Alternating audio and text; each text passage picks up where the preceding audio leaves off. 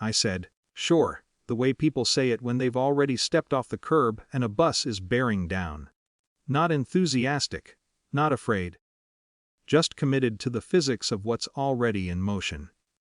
My sister laughed when she said it, laughed as if the joke itself were the permission. 2 hours. 12 friends.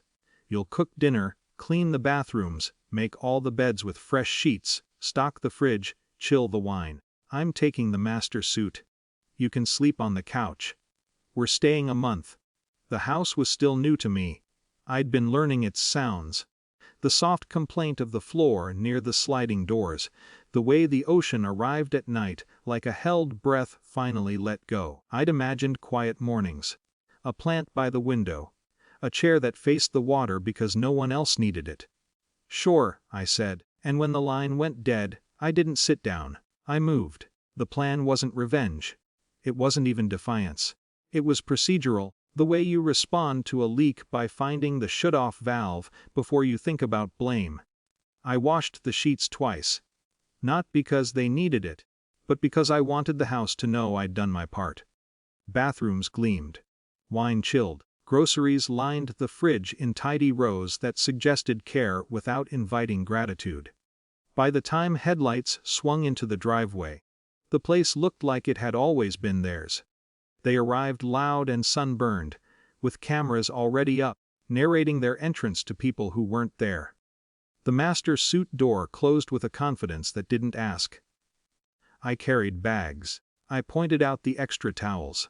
I slept on the couch and counted the fan's rotations until the noise became a lullaby. Days fell into a rhythm that wasn't mine. Coffee cups left where I'd just wiped. Sand traced into corners like a signature. The fridge emptied itself with a cheerful inevitability. I cooked because it was easier than explaining why I wouldn't. I cleaned because silence is often read as consent.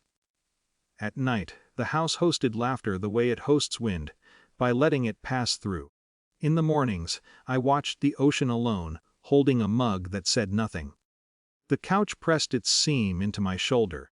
I told myself this was temporary, the way people do when they've learned that arguing changes nothing, and waiting sometimes does. I remembered other temporary things. Borrowed cars returned with empty tanks. Favors folded into expectations. The way my sister's needs always arrived with an audience, and mine learned to be private. On the 5th day, I stopped anticipating. I didn't restock the fridge when it dipped below abundance. I didn't refill the ice tray. I didn't ask about dinner. I made a sandwich and ate it standing because sitting felt like settling. No one noticed. That was the point and the bruise. What I did notice was how quickly a month gets said like a joke when the bed isn't yours. How easily laughter leans on labor it doesn't see. How calm I felt when I stopped filling the gaps. I began to document without drama. Receipts went into a folder. Dates into a calendar. I reread the purchase agreement I'd skimmed when excitement was louder than caution.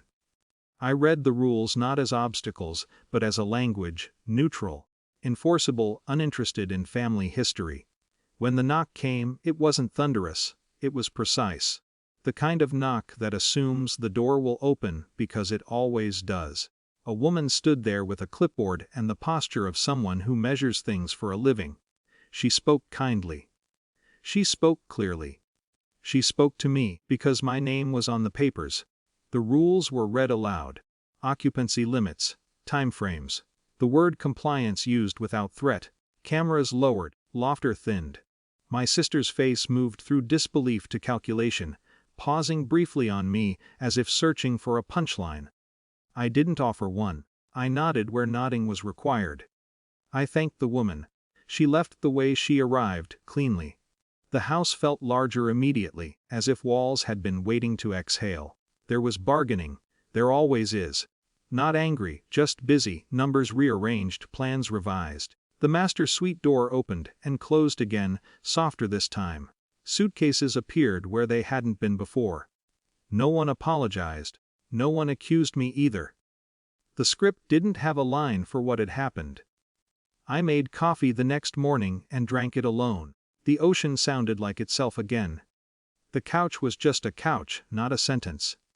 I stripped the beds because they were used, not because someone had asked. Later, my sister texted a photo from the road, a sunset, a caption about change of plans.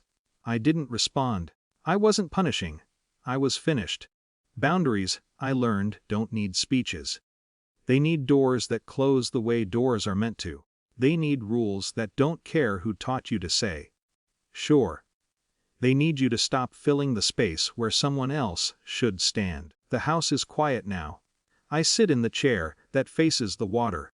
The plant is by the window. Some things, once claimed, don't need defending again.